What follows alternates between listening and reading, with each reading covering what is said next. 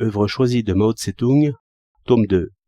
Période de la guerre de résistance contre le Japon. Sur la question du pouvoir dans les bases anti-japonaises. 6 mars 1940. 1.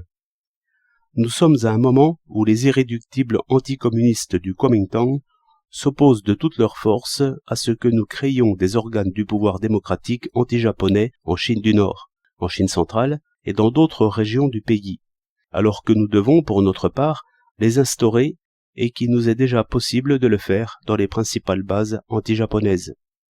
Notre lutte contre les irréductibles anticommunistes sur cette question dans la Chine du Nord, la Chine centrale et le Nord-Ouest peuvent contribuer à promouvoir l'établissement des organes du pouvoir de front unis dans l'ensemble du pays, et cela retient l'attention de toute la nation. C'est pourquoi il faut procéder avec circonspection. 2. Le pouvoir politique que nous établissons au cours de la guerre de résistance contre le Japon est, par son caractère, un pouvoir de front uni national. C'est le pouvoir de tous ceux qui sont pour la résistance et la démocratie. C'est la dictature démocratique exercée conjointement par plusieurs classes révolutionnaires sur les traîtres à la nation et les réactionnaires. Ce pouvoir diffère de la dictature contre-révolutionnaire des propriétaires fonciers et de la bourgeoisie. Il diffère aussi de la dictature démocratique des ouvriers et des paysans dans la période de la révolution agraire. Si l'on comprend clairement le caractère de ce pouvoir et si on s'applique à l'instaurer effectivement, on contribuera pour une large part à la démocratisation du pays. Toute déviation de gauche ou de droite aurait de très fâcheuses répercussions dans tout le peuple. 3. La convocation de l'Assemblée provinciale du Hopei et l'élection du conseil administratif du Hopei, dont les préparatifs viennent de commencer, sont d'une importance exceptionnelle.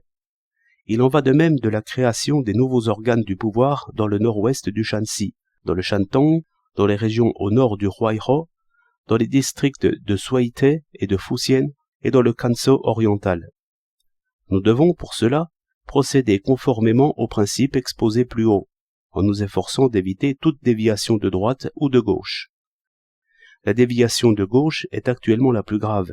Elle néglige de gagner à nous la moyenne bourgeoisie et les hobereaux éclairés. 4. D'après le principe du Front uni national anti-japonais concernant la composition des organes du pouvoir, il doit être prévu qu'il y aura un tiers de communistes, un tiers d'éléments progressistes de gauche non communistes et un tiers d'éléments intermédiaires qui ne sont ni de la gauche ni de la droite. 5. Nous devons assurer aux communistes une position dirigeante dans les organes du pouvoir. Il faut donc que les communistes, qui y entrent pour un tiers, l'emportent par leur qualité personnelle.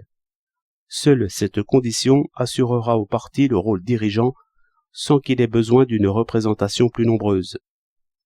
Assurer au parti le rôle dirigeant, ce n'est pas un mot d'ordre à claironner du matin au soir. Cela ne signifie pas non plus forcer les autres, avec arrogance, à se soumettre à nos ordres. C'est convaincre et éduquer les non-communistes par la juste politique du parti et l'exemple de notre travail, afin qu'ils acceptent de bonne grâce nos propositions. 6. Il faut qu'il y ait un tiers d'éléments progressistes non communistes, car ils sont liés aux masses petites bourgeoises. Cela contribuera énormément à gagner la petite bourgeoisie.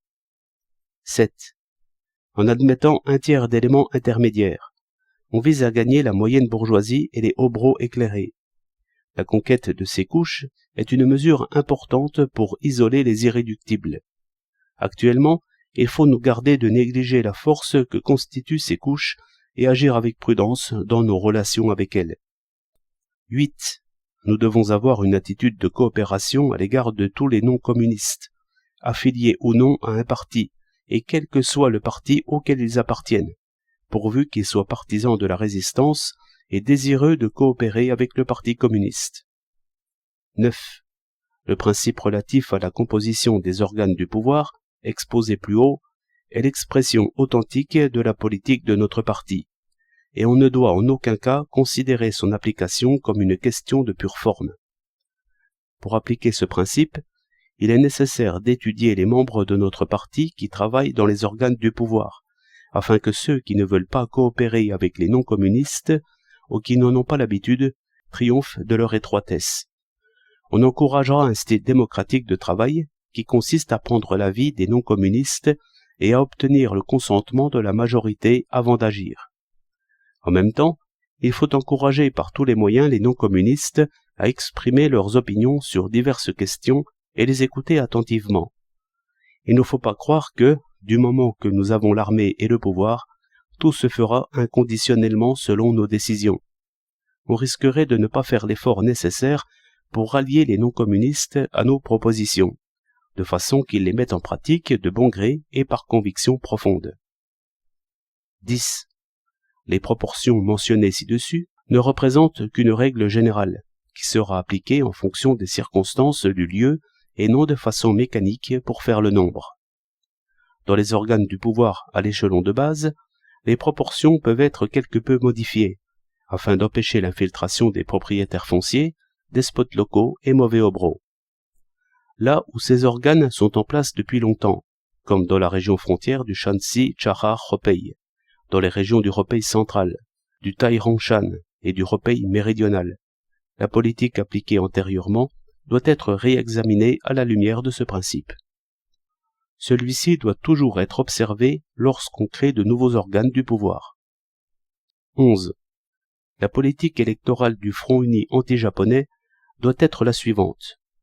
Accorder le droit d'élire et d'être élu à tout citoyen chinois âgé de 18 ans révolu et qui soutient la résistance et la démocratie, sans distinction de classe, de nationalité, de sexe, de croyance, d'appartenance politique et de niveau d'instruction.